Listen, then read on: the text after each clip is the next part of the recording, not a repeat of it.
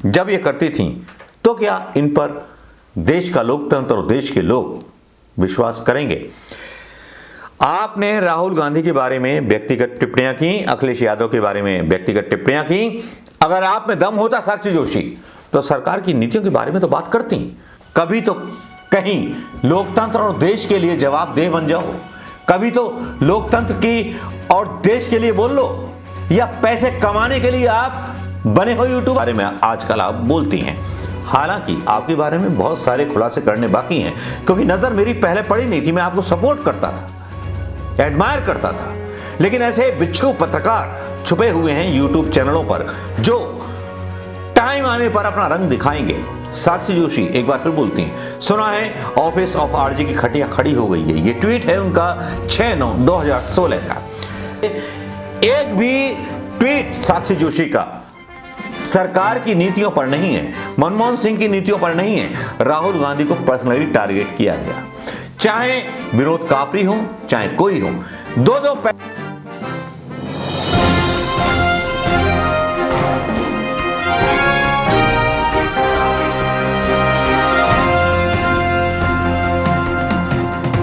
दोस्तों नमस्कार, मैं आजाद हिंद आवाज खबर 24 के लिए मैं मनोज कुमार शर्मा एक बार फिर आपके बीच में लेकर के उन नकली पत्रकारों की खबर जो पत्रकार आज विपक्ष के पीछे छुपे हुए हैं। जी हां, लल्लन टॉप हो या साक्षी जोशी हो या प्रसन्न कुमार वाजपेयी भी हो सकते हैं, अजीत अंजुम भी हो सकते हैं। ये पत्रकार हैं जिन्होंने बड़ा गंद फैलाया था उस जमाने में। साक्षी जोशी के बारे में तो पता नहीं था, पता नहीं कितने लोगों ने खुदाई कर दी विनोद कापरी के बारे में और साक्षी जोशी के बारे में।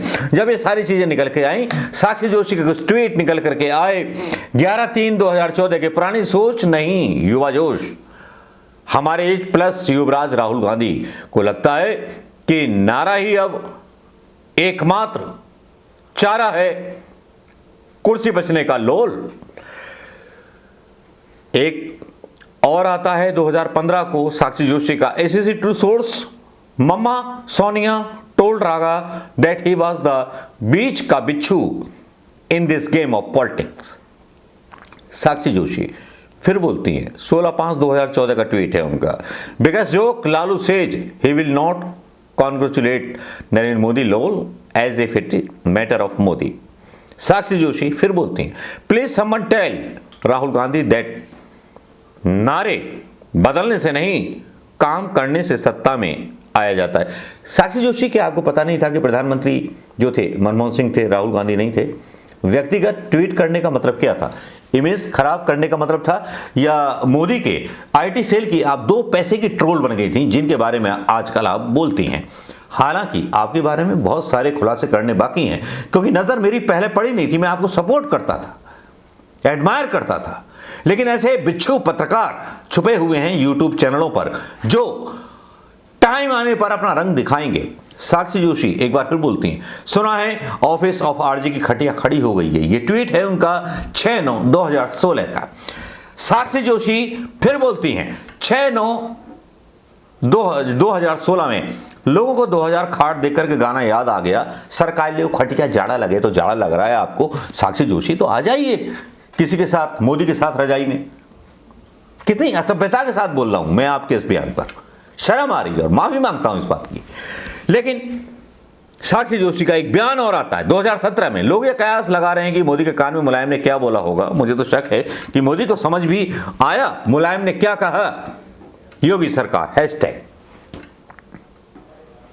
साक्षी जोशी यह नहीं रुकती, अखिलेश राहुल अबे अगर चुनाव हार गए तो क्या होगा? राहुल बोलते हैं, हमें तो आदत है, तू अपना देख ले। साक्षी जोशी, जब देश के जिम्मेदार पत्रकार मनमोहन जैसे प्रधानमंत्री के बारे में ये डालते हैं दिस कॉल्ड ऑब्जर्वेशन, तो इनको पत्रकार कहलाने का हक है? या इनके यूट्यूबर सपोर्टरों को इनका सब्सक्राइब चैनल करने का हक है? शायद नहीं होना चाहिए। हम जैसे लोग जो खबरें डालते थे, यहां बहुत सारे यूट्यूबर जो थे बन गए पत्रकार आकर के। अजीत अंजुम बन गए, प्रसन्न कुमार वाजपेयी बन गए। बढ़िया एडिटिंग होती है इनकी, बढ़िया सेटअप होता है इनका, साथ में लाइनें वाइनें चल के आती रहती हैं। हम तो भैया गमार हिंदुस्तानी प्रोफेशनल पत्रकार नहीं है। हम तो कहते हैं, हम तो खबरें बताते थे जब इनकी आवाज गूंगी थी, जब ये सरकार के खिलाफ नहीं बोलते थे। आज क्या मजबूरी होगी सरकार के खिलाफ बोलने की?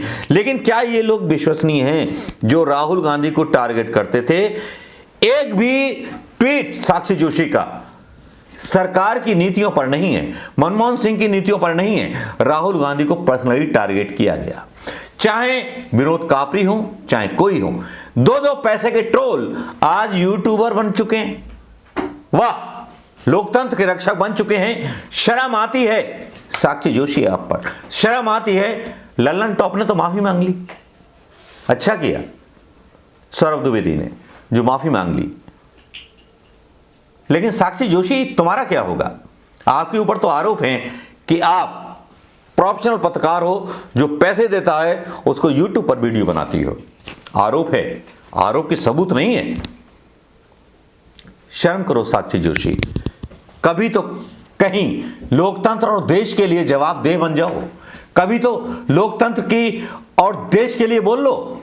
या पैसे कमाने के लिए आप बने हो यूट्यूबर, जब चैनल से आपको निकाल दिया गया।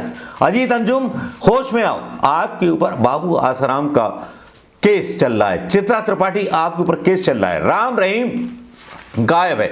जब राहुल गांधी के बारे में बोला जा सकता है इतना झूठ, तो बापू आसाराम के बारे में झूठ क्या इसलिए फैलाया गया? क्या उसका भी खुलासा करना पड़ेगा?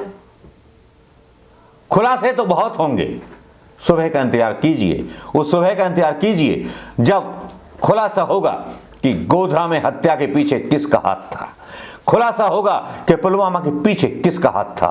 क्या इसके बारे में साक्षी जोशी आपने एक वीडियो बनाया? क्या प्रसन्न कुमार वाजपेयी आपने वीडियो बनाया इसके बारे में? रवीश कुमार आपने वीडियो बनाया क्या इसके बारे में? शायद नहीं बनाया होगा।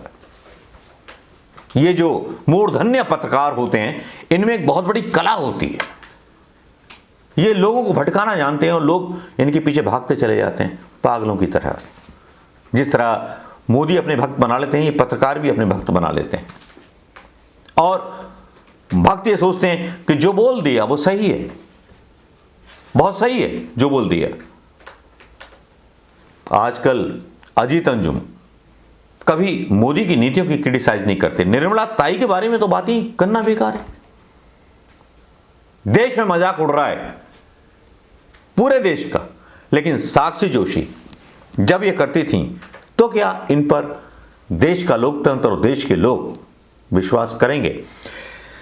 आपने राहुल गांधी के बारे में व्यक्तिगत टिप्पणियां की, अखिलेश यादव के बारे में व्यक्तिगत टिप्पणियां की।